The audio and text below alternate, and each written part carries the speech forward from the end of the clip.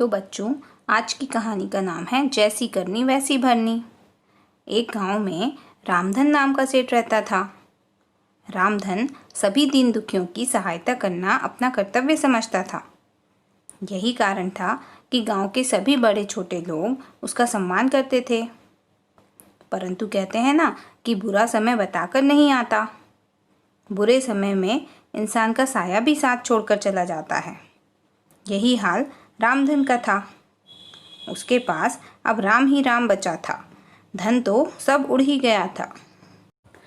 तो रामधन ने कहा कि नया काम शुरू करने के लिए धन की ज़रूरत होती है, जो हमारे पास नहीं है, और बिना धन के तो कुछ नहीं हो सकता। तो राधा ने तुरंत अपने गहने लाकर रामधन को दिए और कहा कि आप इन्हें गिरवी रख दीजिए और उसके बदले जो धन मिलेगा उससे आप नया कारोबार शुरू कीजिए। तो रामधन बोला, तुम तो साक्षात देवी हो। आज के युग में तुम्हारे जैसी पत्नी पाना मेरे लिए सौभाग्य की बात है।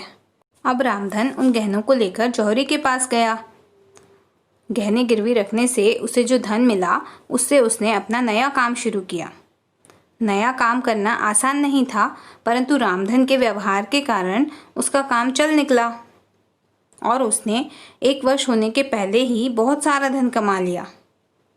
अब वह अपने गहने वापस लेने जौहरी के पास गया तो जौहरी ने कहा कि तुम्हारे गहने तो चोरी हो गए। रामधन को उसकी बात पर विश्वास नहीं हुआ।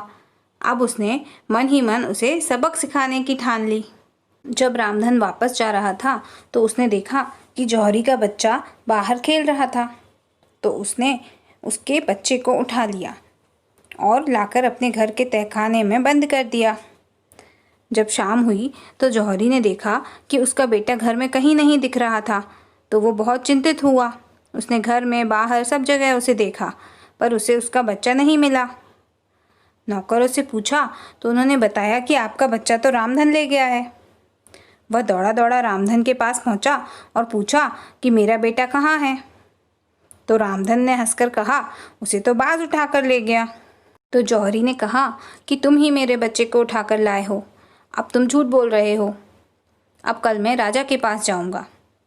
जौहरी ने राजा के पास जाकर राजा को सब हाल सुनाया। तो राजा ने तुरंत रामधन को वहां बुलवाया। जब रामधन आया तो उसने सारी कहानी राजा को बताई। रामधन ने कहा कि जब इतने सारे जेवरों में से सिर्फ मेरे जेवर चोर चुरा कर ले जा सकता है, तो क्या बाज इसका बच्चा चुरा कर नहीं ले जा सकता। तो रामधन बोला, महाराज अब आप ही न्याय करें कि दोषी कौन है। तो जौहरी समझ गया कि मैंने जो किया है यह उसका ही फल है। उसने रामधन से माफ़ी मांगी और उसे उसके गहने वापस दे दिए। रामधन ने भी जौहरी को उसका बच्चा वापस दे दिया। तो बच्चों, मोरल ऑफ द स्टोरी ये है कि जो जैसा करेगा वैसा ही भरेगा। तो बच्चों, आज की कहानी का नाम है ना कोई छोटा ना कोई बड़ा। एक बहुत धनवान सेठ था जिसका नाम था मुरलीलाल। उसे अपने धन का बहुत घमंड हो गया था। एक दिन उसने सोचा कि क्यों ना अपने धन का प्रदर्शन किया जाए। तो उसने शहर के बड़े बड़े लोगों को दावत पर बुलाया और राजा को भी बुलाया। उसकी दावत में किसी भी गरीब आदमी को आने की इजाज़त नहीं थी, परंतु गलती से उसकी दावत में एक नौकर आकर बैठ गया जिसका नाम था नंदू। नौकर को देखते ही सेठ ने अपना डंडा उठाया और उसे पीटना शुरू कर दिया। अपने अपमान के कारण उस नौकर के मन में बहुत अधिक गुस्सा था। तब तो वह अपमान का घूंट पीकर रह गया, मगर उसने अपने मन में ठान ली कि अब वह इस अपमान का बदला एक न एक दिन ज़रूर लेगा। कुछ समय बाद नंदू ने किसी तरह राजा के महल में नौकरी पा ली। उस महल में सेठ मुरलीलाल भी आता जाता था। काफ़ी समय ऐसा ही चलता रहा, परंतु नंदू के मन में बदले की आग दिन पर दिन बढ़ती जा रही थी। राजा के महल में सेठ के आने जाने पर कोई रोक टोक नहीं थी। इसी बात का फ़ायदा उठाकर नंदू को एक तरकीब सूझी। वह राजा के कमरे में जाकर सीधा उसके बिस्तर पर लेट गया। कुछ देर बाद जैसे ही राजा कमरे में आया तो वह नींद में बड़बड़ाने लगा कि क्या कोई धन कमा लेने से राजा बन जाता है। मुरलीलाल की यह मजाल कि वह राजा का मुकाबला करे। धन आते ही उसकी बुद्धि भ्रष्ट हो गई। राजा की बराबरी करता है, दुष्ट कहीं का। जब राजा ने नौकर के मुंह से ऐसे अपशब्द सुने तो उसे बहुत क्रोध आया।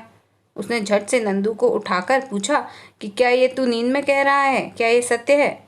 परंतु नंदू भी बड़ा चालाक था। उसने कहा, महाराज मुझे क्षमा करें, मुझे नहीं पता मैं क्या कह रहा था, आप तो सेठ जी से ही पूछ लें। तो राजा ने तुरंत सिपाहियों को भेजकर सेठ मुरलीलाल को पकड़ने का आदेश दिया। राजा ने जैसे ही मुरलीलाल को देखा तो उसे बहुत गुस्सा आया।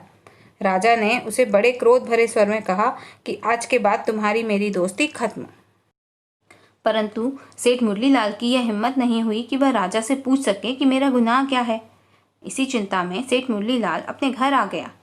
बहुत सोचने पर उसे ध्यान आया कि ये सब नंदू ने किया है।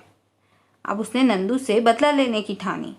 उसने नंदू को अपने घर बुलवाया और गले लगाकर कहा कि तुम तो मेरे पुराने सेवक हो, ज़रा सी बात पे नाराज़ होकर तुम घर से चले गए थे और मैं तुम्हें दिवाली की इनाम भी नहीं दे पाया था। इनाम पाकर नंदू की आंखें खुल गईं। उसे अपने किए पर पछतावा होने लगा। अब उसने सोचा कि मैं बेकार में ही सेठ को गलत समझता था, वह तो बड़ा अच्छा आदमी है। तो ऐसा सोचकर नंदू ने एक दिन फिर से वैसा ही किया। वह राजा के पलंग पर जाकर लेट गया और बड़बड़ाने लगा कि देखो प्रभु, इस राजा का पागलपन देखो, इसने मुरलीलाल को बिना बात के ही सजा दे दी, कैसा मूर्ख राजा है।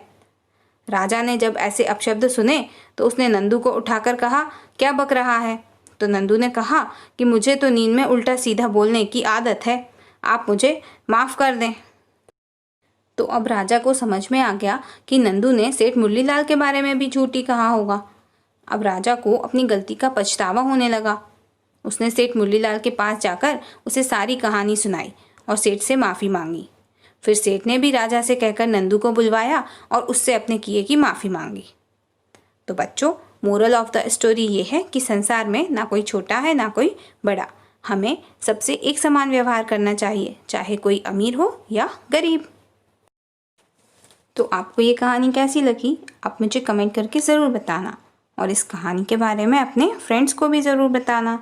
और हाँ, वीडियो को लाइक, शेयर और चैनल को सब्सक्राइब भी ज़रूर करना। Okay, bye bye, take care.